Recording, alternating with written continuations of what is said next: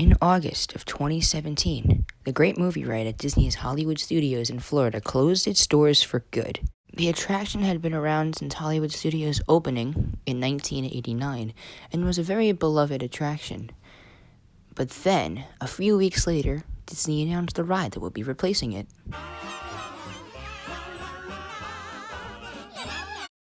When this ride was announced, I was super excited. Over the 60 years of the parks existing, Mickey and Friends have never actually had a ride. There were shows like Mickey's Trailer Magic and the Mickey Mouse Revue, but a full-on dark ride featuring the characters? Wow.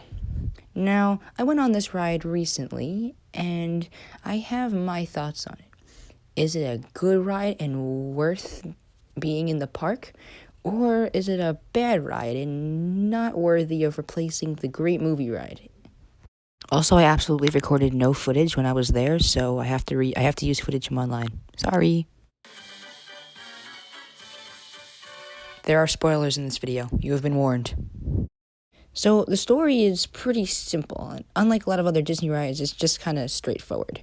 You're going to the park's replica of the Grauman's Chinese Theater to see a brand new cartoon in the Mickey Mouse Shorts series called Perfect Picnic, as there's posters along the outside as well as the interior of the theater. While waiting in line, besides seeing posters for Perfect Picnic, you can see posters for actual episodes of Mickey Mouse Shorts like Three-Legged Race and Mumbai Madness. Towards the end of the queue line, there are these light fixtures with some pretty beautiful hidden Mickeys in them. Speaking of hidden Mickeys, they are all over this ride. I mean, makes sense.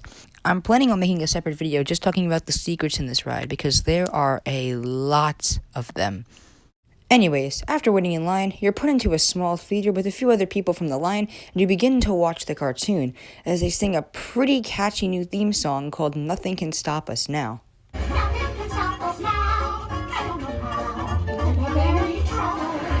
The cartoon is about Mickey, Minnie, and Pluto heading off to a run-amok park to have the perfect picnic.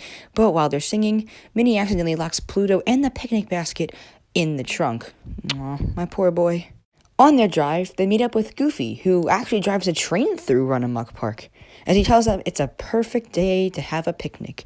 But then after that, Mickey and Minnie accidentally hit a bump, Pluto and the picnic basket go flying, and one of the gets out of the picnic basket and lands on Goofy's train, causing Goofy to freak out. His train picks up speed, and he crashes into the train station, which explodes, creating a hole in the movie screen. Goofy invites everybody into the cartoon, and you walk through the movie screen and into a cartoon train station, which is more of the line.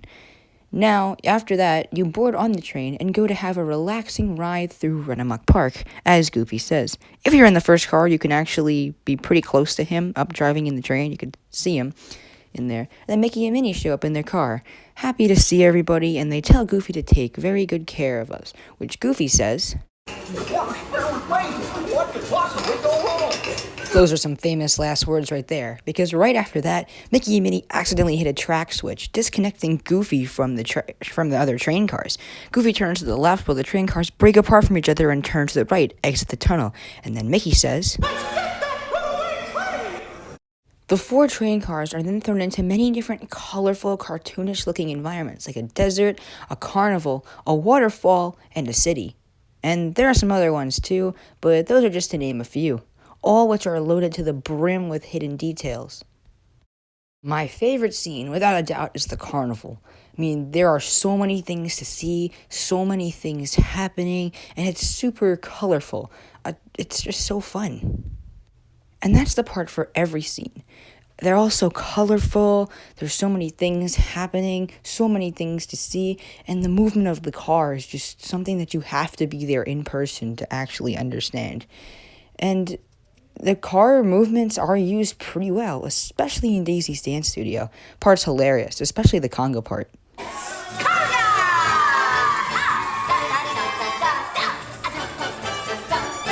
Now, this ride does not have a height requirement, so anybody can go on it, and I love that. But there are some intense scenes that are appreciated by people like me, such as the tornado or the factory with the machine called the Smasher that you're slowly heading towards. And the finale scene is just adorable. Mickey, Minnie, and Pluto are finally all reunited and relaxed and having their picnic, while all the train cars are back connected back to Goofy. And kind of funny thing is, he had no idea we were gone. Well, that concludes my guided tour. Hope you had a relaxing ride around the park. And thanks for sticking with me. Mickey and Minnie sing a more relaxed version of Nothing Can Stop Us Now, and then Goofy brings us back to the train station as we get off the ride. And before we get off, though, we are greeted with one last laugh. What's this lever do? And with that, we're brought back into the train station as we get off and we walk out of the movie screen back into the real world, as now it says the end and shows Runamuck Park at nighttime.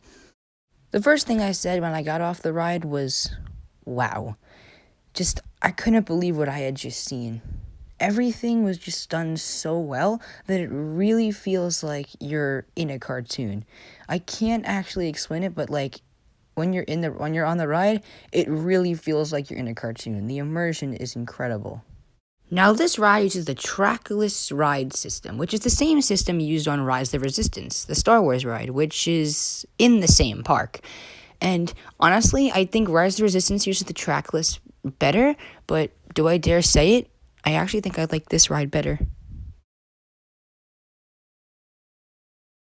Another thing I like about this ride is the flow between animatronics, live sets, projections, and screens. It all flows together so naturally that it really feels like you're in a whole nother world. I love it. This ride also has little cameos for some lesser-known Mickey characters, like Peg Like Pete in the city scene, or Horace Horsecollar in the carnival scene. Now, I never really cared too much for the Great Movie Ride. Please don't hate me. And I know it had its fans, and I definitely think the concept of the ride was cool, and I think the whole ride itself was a pretty unique experience. But personally, I think this ride is a better fit. Now for the park, now that it's changed from instead of being behind the sets of a movie, you're actually going into the worlds that your favorite movies take place, like Toy Story and Star Wars.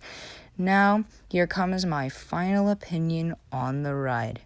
Is this a good ride, or is it a bad ride?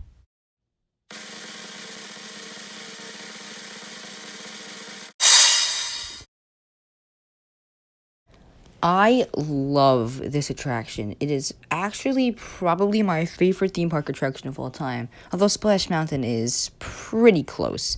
It's so colorful, cute, fun, and although I don't think the trackless is used overly too well, and the scenes do look a bit open sometimes, or like there's a lot of space that's not being used up, for the most part, I think the trackless works pretty well. I love this ride. I could go on it all day and still not get tired of it. I just love how everything looks, how everything feels. Not only that, but this is the last time Reese Taylor voices Minnie Mouse before she unfortunately passed away. And that makes this ride seem a little bit even more special. This ride I think it's going to still be a hit in years from now. It just seems to be getting so much popularity and love, and it really deserves that. I think they did an amazing job on this ride. And there's so much rewritability since all 4 cars have a different track, so you could go on it each time to see different angles of the scene, as well as that, but Pluto is hidden in every scene, and there's a crab that's hidden in every scene after the tropical island part of the ride. So those are fun things to look out for. Actually, you know what?